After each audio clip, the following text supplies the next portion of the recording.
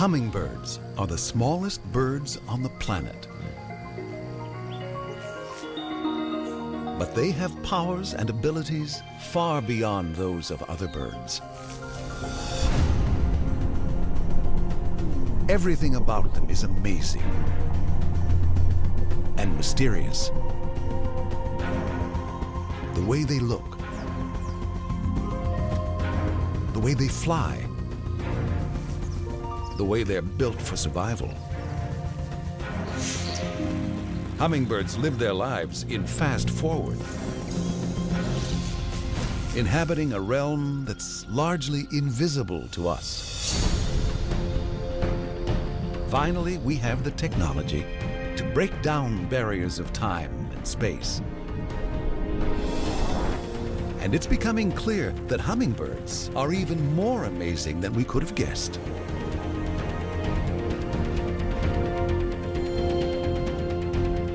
Enter the world of the hummingbird, where there's magic in the air.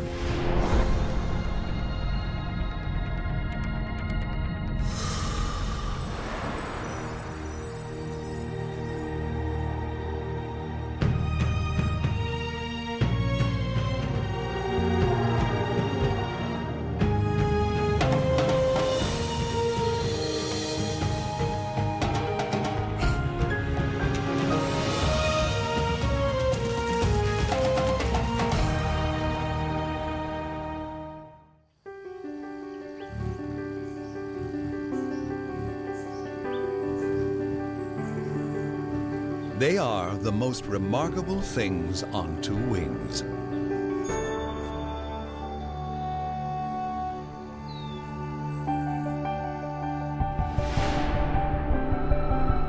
Hummingbirds are intriguing, enchanting, utterly captivating.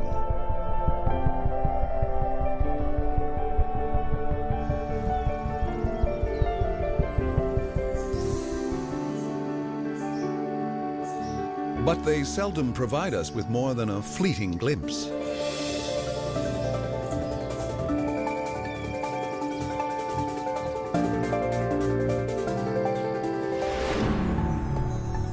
Now, at last, we're able to slow them down and get up close. And as we explore their universe, we discover something new at every turn.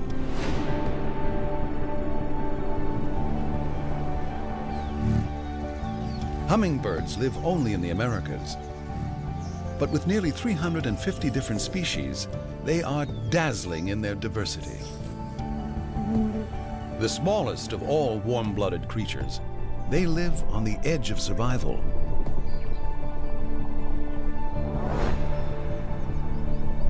But they are equipped by nature to meet the challenge.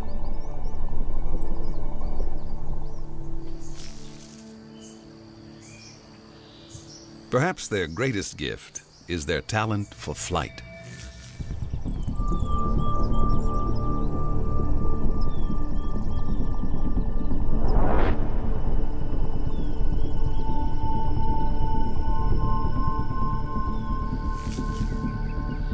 Just watch how this hummingbird, a species called the Magnificent, stands its ground while it feeds, even if the flower is blowing in the wind.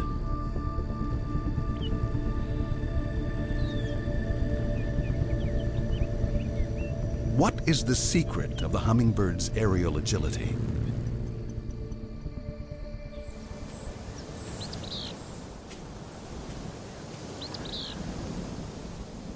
Biologist Doug Altshuler was intrigued by that question, and he decided to investigate. I have tremendous respect for hummingbirds. They really are, I think, some of the most elite athletes of the animal world.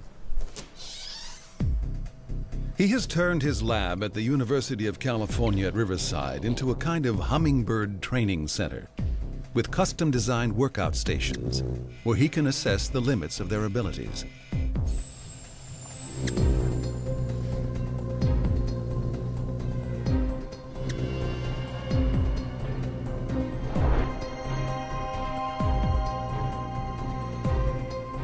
To test their coordination, he uses a revolving feeder filled with nectar, the hummer's favorite food.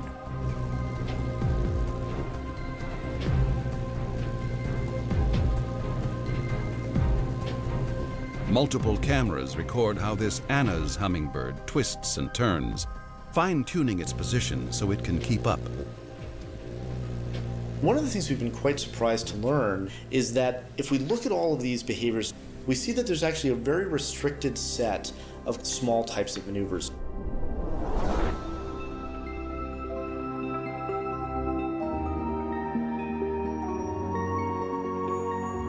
From a limited repertoire of moves, the hummingbird constructs a dance of incredible grace and precision.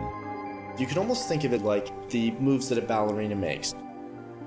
She might make a pirouette, and she might make other specific moves, and from those construct a more complex and intricate dance. And that's really what we see that the hummingbirds are doing.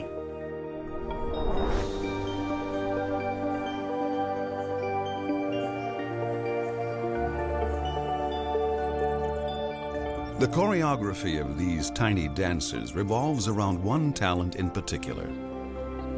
They can hover.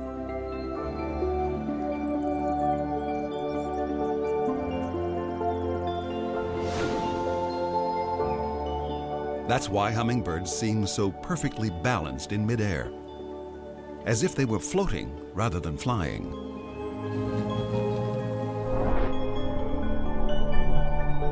Their wings are unlike those of any other birds.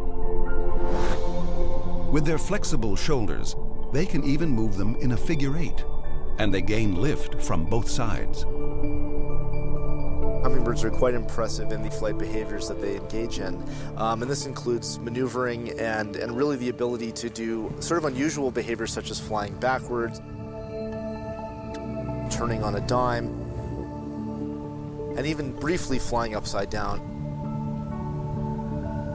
All of these behaviors really are related to their ability to hover.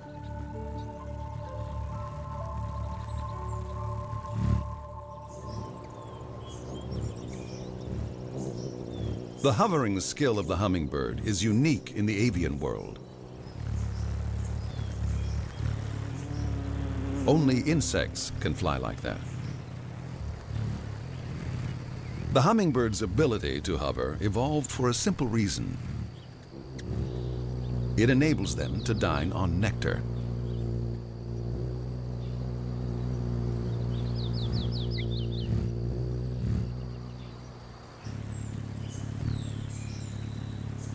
Since most flowers don't offer a place to perch, hovering is their only alternative.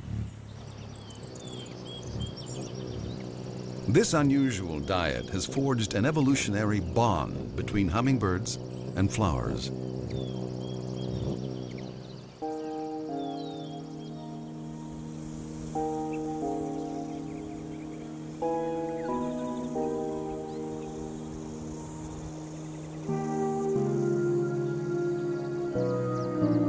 In the mountain forests of Ecuador, there lives a hummingbird that goes to great lengths in order to feed.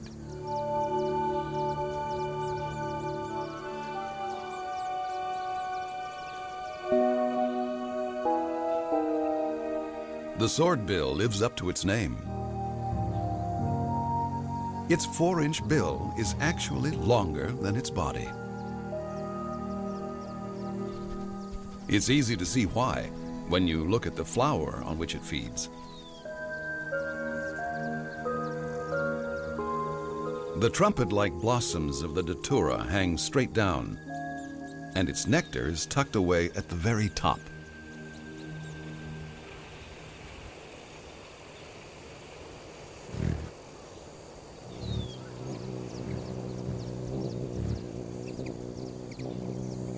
Because the nectar is so hard to reach, only those with the right equipment can gain access.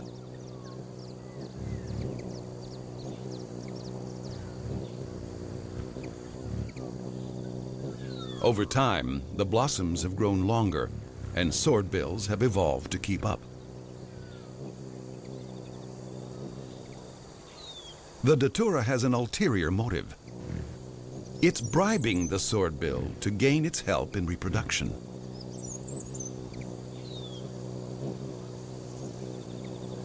As the bird feeds, it's dusted with pollen, which it carries to the next blossom. The swordbill has become a datura specialist, and that makes it the perfect pollinator. This may be the ultimate in flower power, a plant remaking a bird to do its bidding.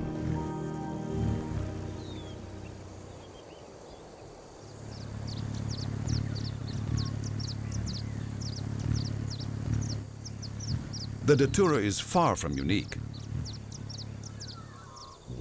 Some 8,000 plant species throughout the Americas depend on hummingbirds alone for pollination. Their wide range of flower shapes has co-evolved with hummingbird pollinators to produce an infinite variety of long bills, short bills, and curved bills, all designed to fit their favorite blossoms, like a key in a lock.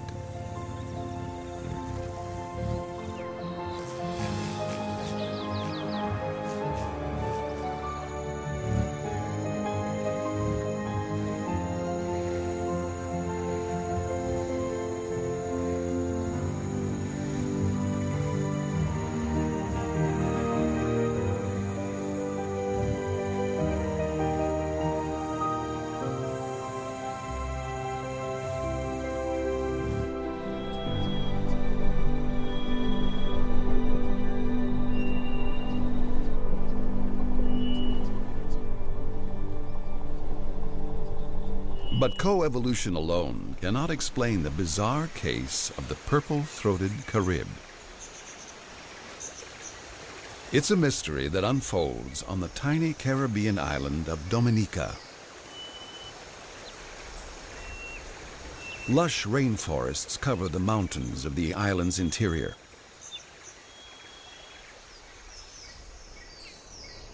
They're home to spectacular flowering plants and to hummingbirds that harvest their nectar. That includes two hummers whose bills have very different shapes. And here's the twist. These two birds belong to the same species. They are both purple-throated Caribs, the male on the left, the female on the right. The question is, why did this species end up with such dramatic gender differences? Biologist Ethan Temelis knew that the best place to look for the answer was in the flowers. Male and female Caribs both feed on heliconias, which have very complicated blossoms hidden within big modified leaves. I'll cut this away for you here. You can see the fresh flower peeking out right there. This little thing, I'm lifting it up right here. Okay, that's called the staminode, and it blocks the nectar chamber. So when the bird feeds, it actually sticks its beak in all along here, and then its tongue will go back into the nectar chamber as it feeds on the nectar. There are several varieties of the heliconia on this island, and the males and females have evolved to feed on different ones. This is a male purple-throated Carib. The bill is short and straight. There goes his tongue. A female beak is about that much longer and much more curved. The female feeds on the variety called Heliconia behi, whose long curved flower perfectly matches her bill.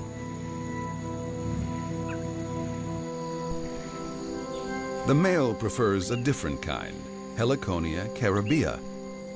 Not only does its short, straight flower have the right shape for his bill, it's also extremely rich in nectar. In fact, it has about 50 times more nectar than a typical hummingbird flower.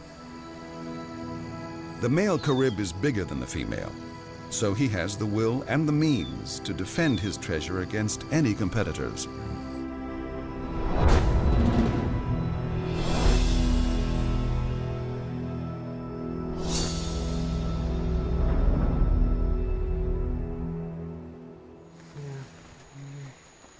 Dr. Mellis believes that when the ancestors of modern Caribs first colonized the island, the aggressive males staked out the richest food source and never let it go.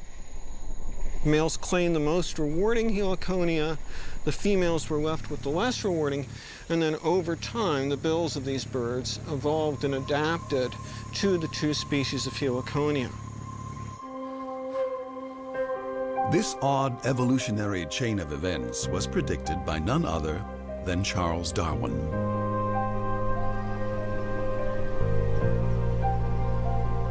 Back in the 1870s, he theorized that separate food sources could produce different bill shapes in male and female birds. It turns out Darwin was right. And the Caribs are living proof.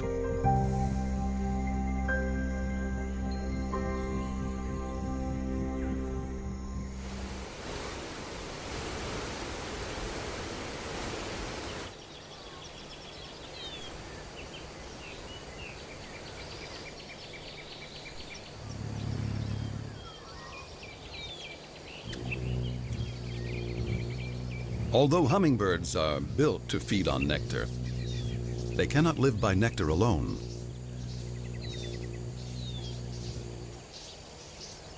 It doesn't provide any protein. So how do they fill out their diet? Surprisingly, these creatures that appear so delicate and peaceful are actually aggressive hunters. They prey on insects, which can make up more than a quarter of their daily diet. And they come by their taste for bugs quite naturally. Hummingbirds are evolutionary cousins of swifts, speedy little birds with short bills, which live mainly on insects.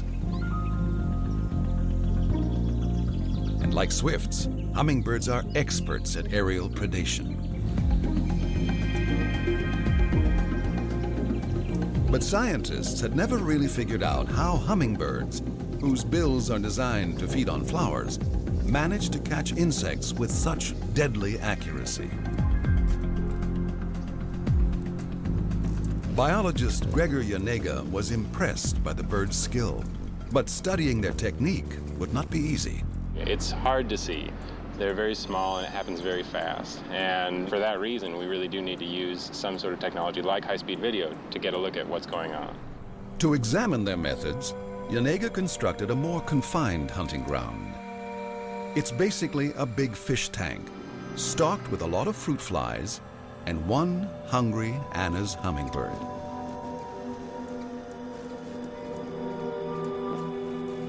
You might expect that the hummer would use his long bill like tweezers or chopsticks to snatch insects out of the air. That would be quite a feat. If our lips and jaws could extend in front of us approximately 4 feet in length, then imagine trying to, grab your nearest orange or something with jaws that are 4 feet long. Slow motion reveals just how the hummingbird makes the kill.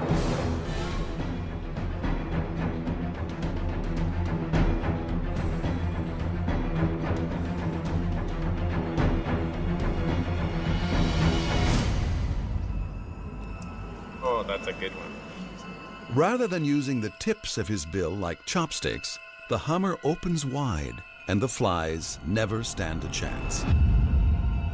He's not going along with the chopstick model of I'm going to pick everything off with this long beak and only use the tip of the beak. He's using really the base of the beak and trying to use the fattest part of his jaws to catch the flies. The hummer's lower bill can actually bend in the middle to spread an extra 20 degrees, converting those chopsticks into a catcher's mitt. Through this flexion of their jaws, they're able to make a really large capture surface. With that big gulp, a hummingbird manages to keep its long bill out of the way. And that makes it a lethal predator. Less like Tinkerbell and more like Jaws.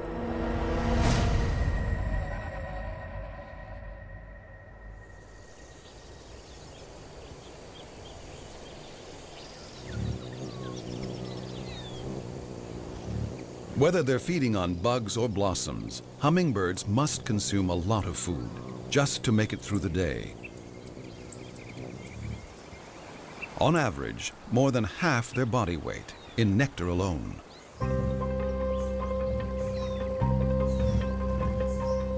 That means visiting more than 1,000 flowers between dawn and dusk.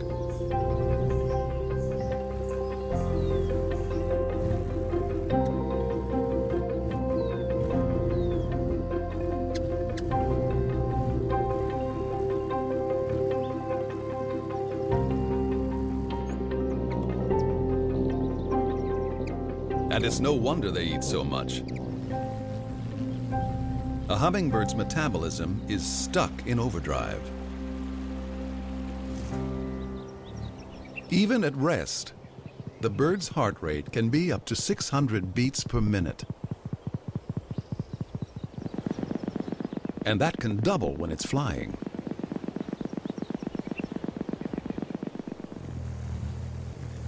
And those tiny wings beat up to 200 times every second.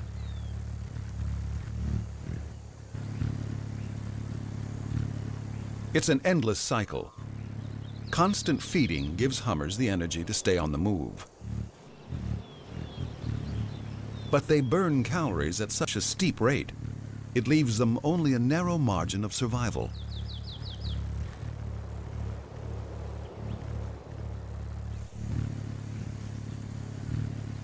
To find enough to eat, some hummingbirds, like the white-whiskered hermit, range over a wide area, feeding on any available flowers. Others, like this green-crowned brilliant, stake out a patch of nectar-rich flowers and defend it at all costs.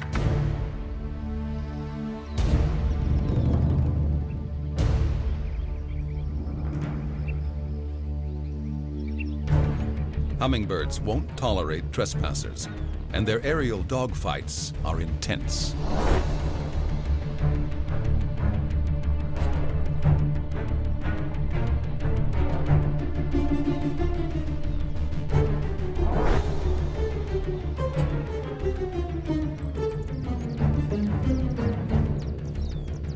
For both birds, the nectar in these flowers could be the difference between life and death.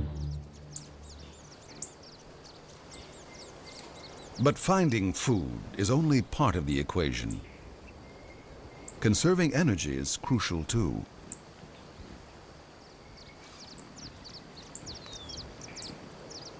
At night, when a hummingbird can't feed, it faces the risk of simply running out of fuel and perishing in its sleep. Once again, hummers have evolved a way of dealing with the problem.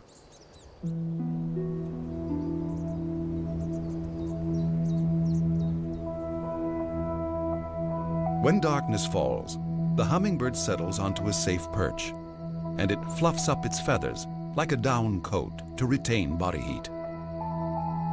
Infrared video shows warmer areas as red, cooler as blue. As the temperature continues to fall, the hummingbird conserves energy by adjusting its thermostat and producing less heat. It enters a low-energy state called torpor. It's like going into hibernation.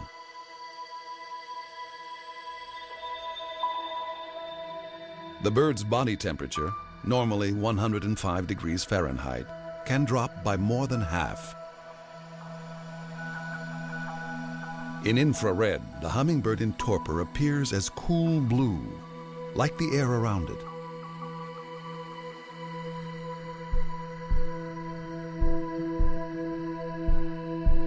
And its heart rate slows way down to as low as 36 beats per minute.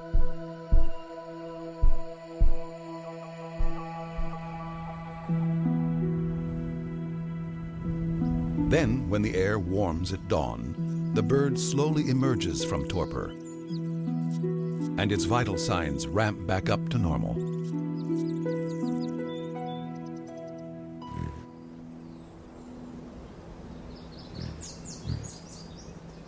Some hummingbirds have found another way to save energy.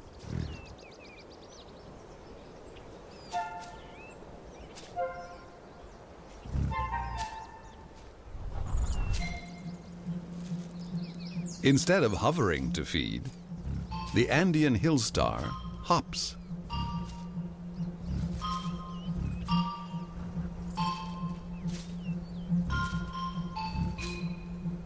The hill star lives on the high volcanic plains of South America at an altitude of 12,000 feet. The thin mountain air makes it more difficult to fly, let alone hover. Fortunately, most of the flowers here grow close to the ground.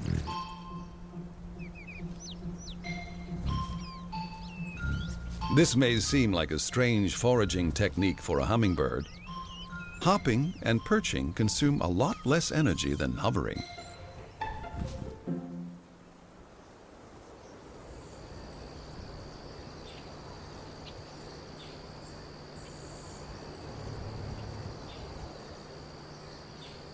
With their amazing adaptations, hummingbirds can survive extreme conditions.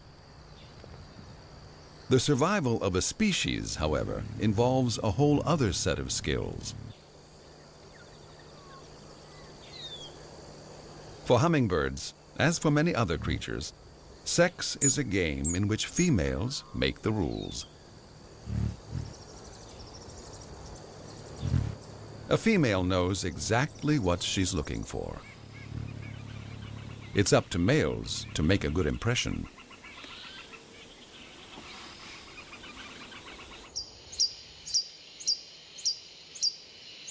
Some males like to announce their presence with a song, like the insistent chirping of this Ecuadorian long-billed hermit.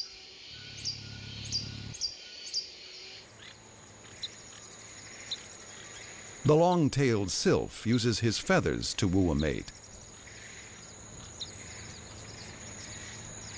Only the male sports that extravagant accessory.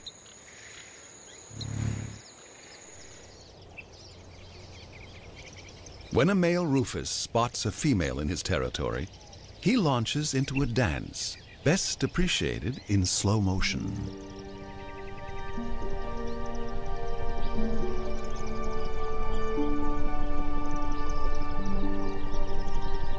While he shuttles back and forth, the female plays coy, hiding in the flowers. But he knows right where his audience is.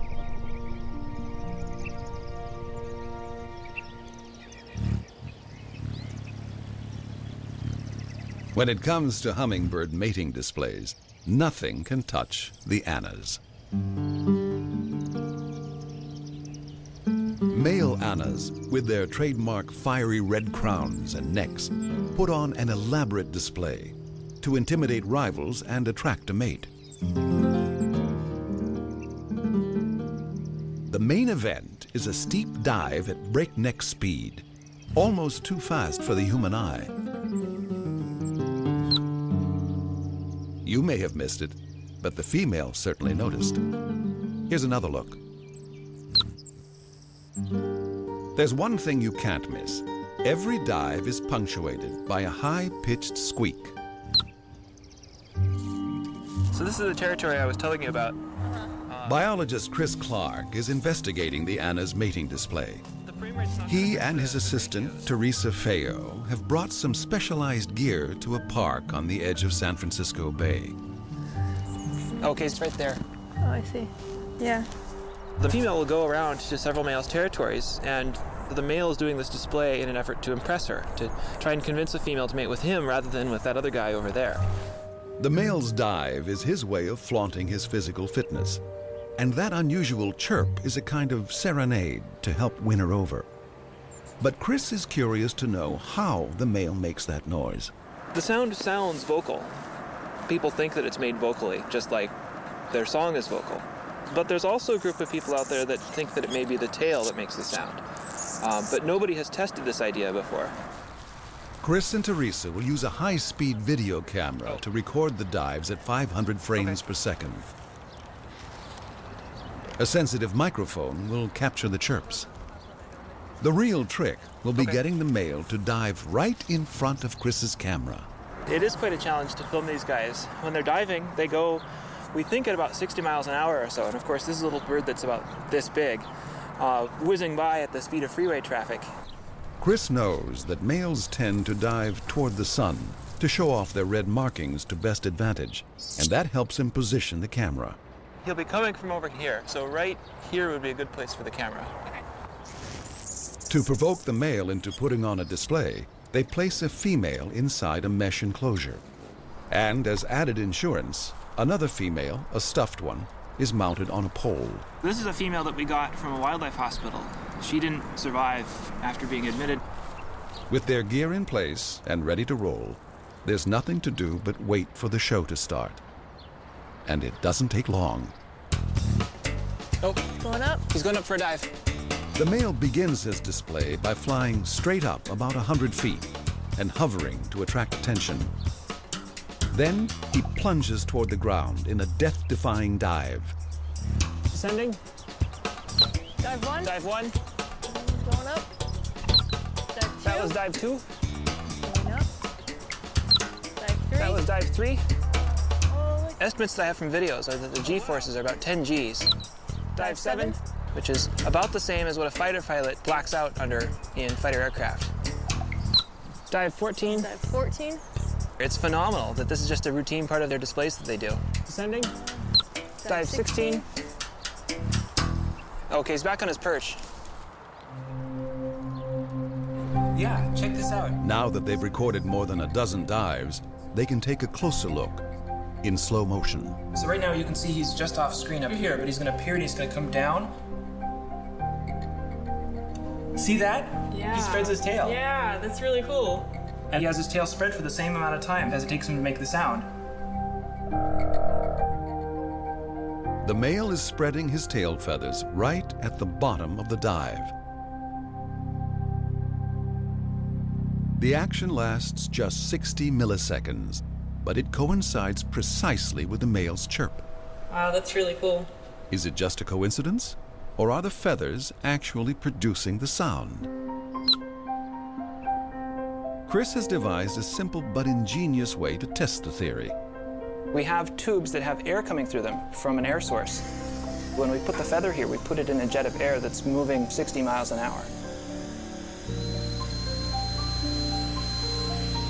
The feather makes a sound, vibrating like a reed in a clarinet.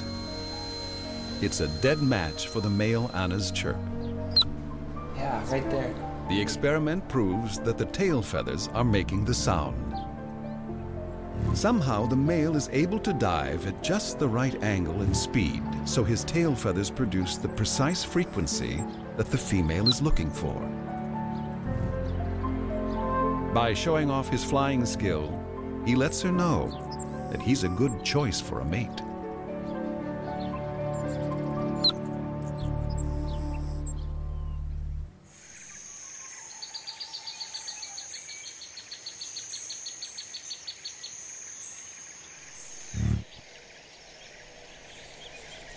Male hummingbirds use another lure to attract a female. Iridescent feathers. Look at them one way and they're dull, black or brown. But when the light hits them just right, those feathers shimmer.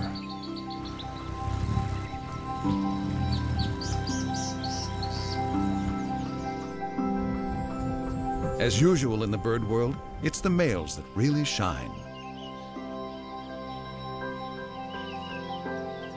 Their names often reflect their flashiest attribute. Purple-throated, ruby-throated, fire-crowned. Surprisingly, a hummingbird's colors are not the result of pigments. Instead, they're created by special cells in the feathers that break down light and emit particular wavelengths. Those colors ensure that when the male hummer turns his head, it's the best way to catch her eye.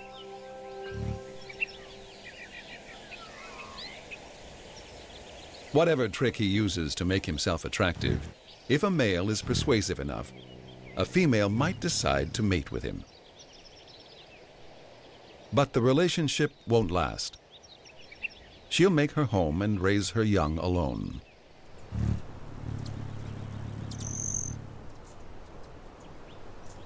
Female hummingbirds build their nests with soft bits of leaves, feathers, or lichen, often pasted together with spider webs to make them strong and stretchy. Nests vary enormously, depending on the species and the materials available. In the dense lowland forests of Ecuador, the buff-tailed sicklebill builds hers over a stream for defense against predators, and she attaches it to the underside of a leaf to provide shade. The bronzy Inca lives on the western slopes of the Andes. She uses long strands of moss to bind her nest to a branch.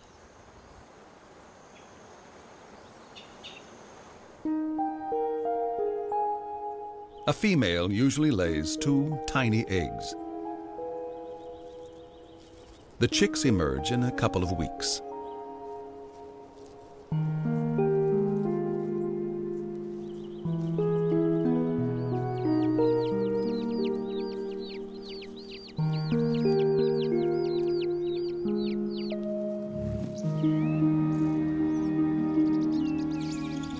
They grow fast on a steady diet of regurgitated nectar and insects. Soon, they're bigger than their mother. And they'll keep on growing until they've nearly outgrown the nest.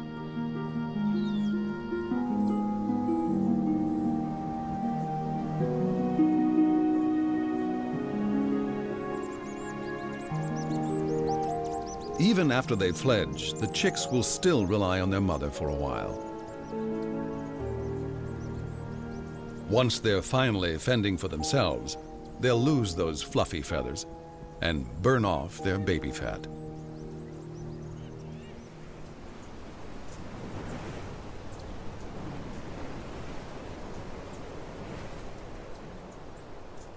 In the Chiricahua Mountains of southeastern Arizona, some hummingbird moms have come up with a unique strategy for successful nesting.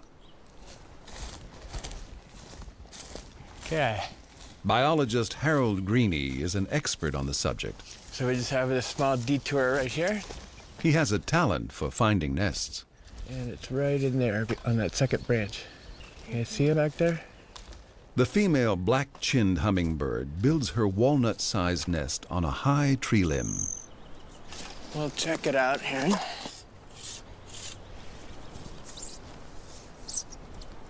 Even way up here, hummingbird nests are vulnerable, Oh, yeah, still got eggs. subject to attack by a host of marauders. Hummingbird eggs are so small, they're like little Tic Tacs that just about anybody that finds them, I think, would eat them. Greene and his team spend a lot of time monitoring nests and their contents. I think this is hatched today. Probably. It takes a very sensitive scale to weigh a baby hummingbird. So, 0.401 grams. That's about the weight of a Post-it note. There we go. Back safe and sound. Greene recently discovered something astonishing about these black-chinned nests. It appears their locations are anything but random. We were just out to see what we could see and learn a little bit more about their nesting. And we noticed that this species of hummingbird often have all their nests clustered in one particular area. It turns out that right in the middle of each cluster of hummingbird nests is the nest of another kind of bird, a Cooper's hawk.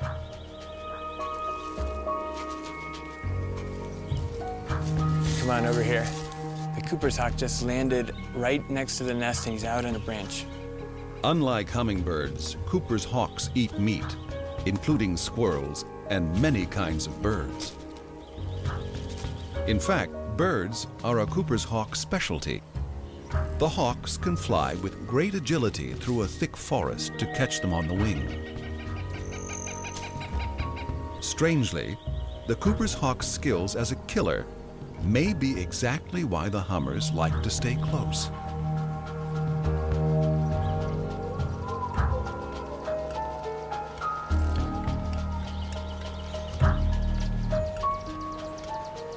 The hawk's favorite foods are all animals that prey on hummingbird nests.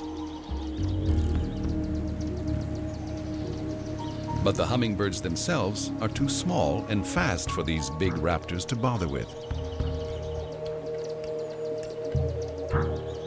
Somehow, the black chins have figured out that hawks make good neighbors, and that survival strategy really pays off. Scientists like Harold Greene aren't the only ones keeping a close eye on hummingbirds or making surprising new discoveries about them. In Baton Rouge, Louisiana, a team of detectives is setting up a stakeout. They're looking for a tiny critter that's not native to these parts. Once their trap is set, they only have to watch and wait.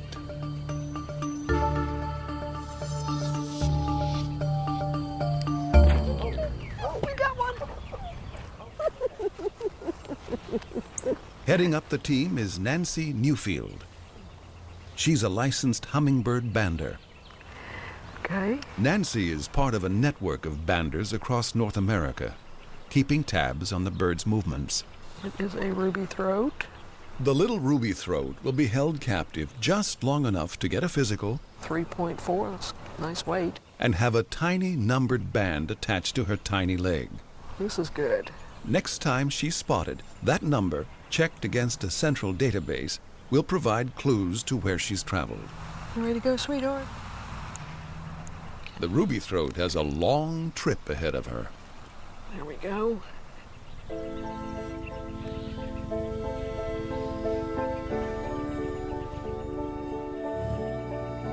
Nearly all of the hummingbirds found in the U.S. and Canada are seasonal migrants,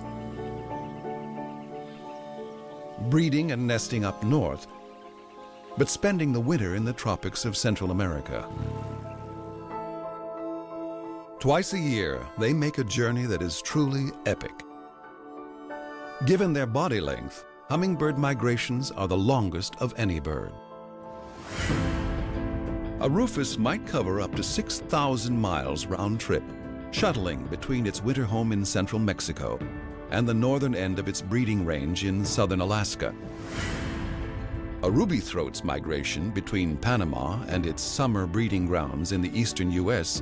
is nearly as long. That journey includes a marathon flight across the Gulf of Mexico. It's an 18-hour ordeal, over 500 miles of open water, with no place to stop and nowhere to feed until they reach land.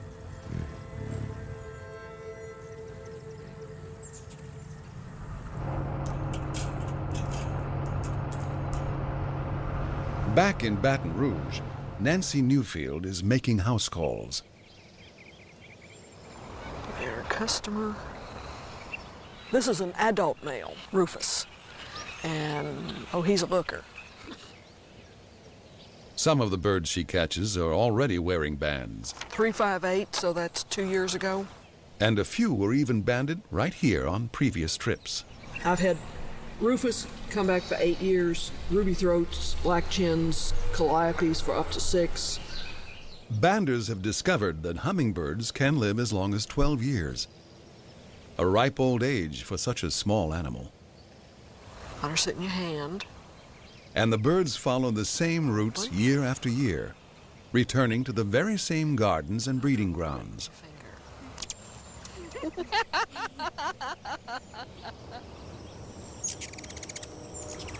This is a banded bird, a returnee, adult male Rufus, 3.9. So he's getting a little porky. He's putting on weight, getting ready to leave. To survive the rigors of their long migration, He's got a fat of 2. hummers go on an eating binge and store the extra food as fat. 0 corrugations. They may double their weight before setting out, putting on the extra 2 or 3 grams to sustain them on their journey.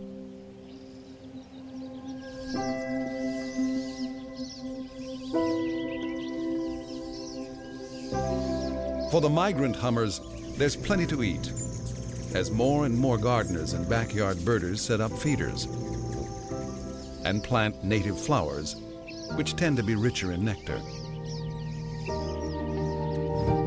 Lately, there are some surprise guests at this banquet.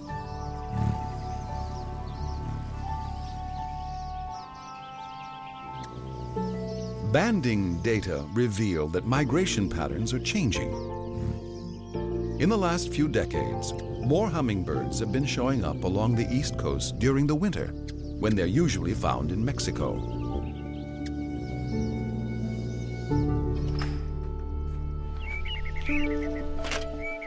Van Remsen is a biology professor at Louisiana State University. When I first got here, any hummingbird in Baton Rouge was a big deal. Now, most people who have hummingbird feeders out have 2, 3, 5, 10. It's a spectacular change from just the late 70s. Remsen believes these hummingbirds are first migrating to the tropics as usual, and then veering north again a few months later to the Gulf Coast. No one knows exactly why. It's possible that a genetic variation altered the internal navigating system in a few birds, causing them to change their route.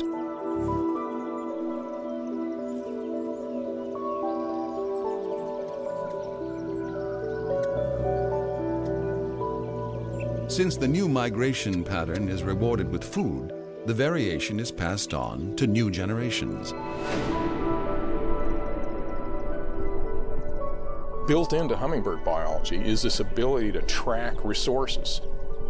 They can adapt to new situations. I mean, they have added the Gulf Coast of the United States to the wintering range, and we're not talking about just a few individuals. There are probably hundreds and hundreds, maybe several thousand hummingbirds of several species that have added this piece of real estate to their winter range, come back year after year. Very flexible. That flexibility is a hummingbird hallmark and a key to their survival. But today, many of the nearly 350 species of hummingbirds are threatened or endangered as they lose their habitats and food sources. Luckily, they are finding champions in surprising places. A few years ago, a group of European birders journeyed to the highland forests of northeastern Peru, hoping for a glimpse of one of the world's rarest hummingbirds. To find it, they enlisted the help of a local farmer named Santos Montenegro. Sacaron el libro de aves de Perú y me dicen, ¿no has visto este pajarito? Sí, he visto, en mi chacra hay bastantes.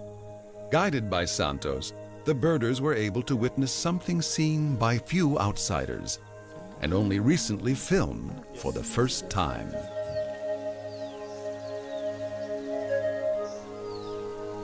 The bird is the marvelous spatule tail, and it is truly a marvel. The male uses his 2 specially modified tail feathers in an extraordinary display.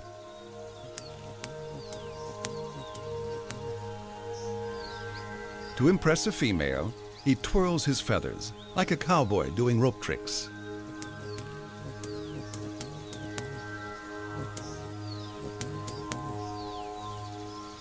No one has figured out how he makes that sound. There are fewer than 1,000 of his kind left, and most of them are found on the eastern slopes of a single river valley in Peru.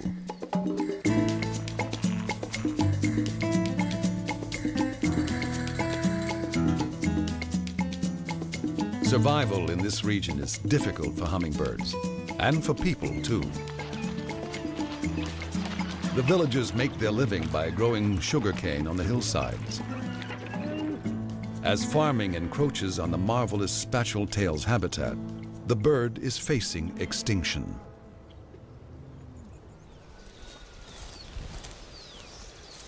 Santos Montenegro has become the marvelous Spatial Tale's ambassador and its protector.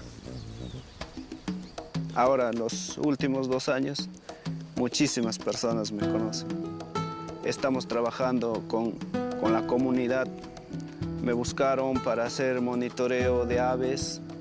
Este es el área que hemos reforestado con 17,000 plantones hasta el momento, lo que es alimento del Marvelous Spatial Tale. Es lo que utilizaban más antes. Santos has persuaded many of his neighbors that ecotourism is a more rewarding use of their land than farming. The Spatial Tale Reserve was established to save a single species, but it will also protect an entire ecosystem. Such is the hummingbird's power and its powerful hold upon us.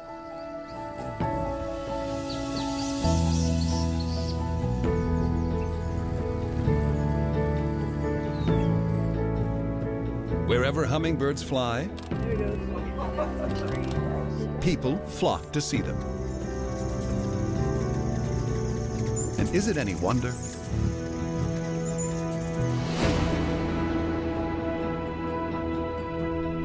These little birds have conquered the air and mastered the art of survival.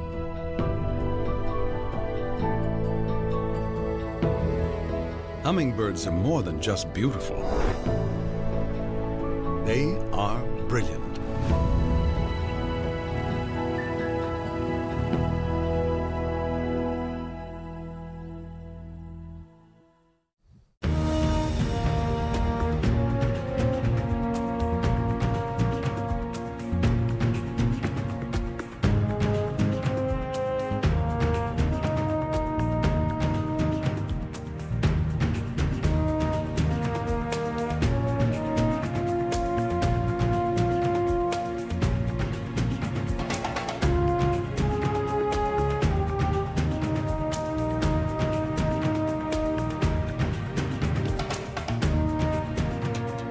To learn more about what you've seen on this nature program, visit pbs.org.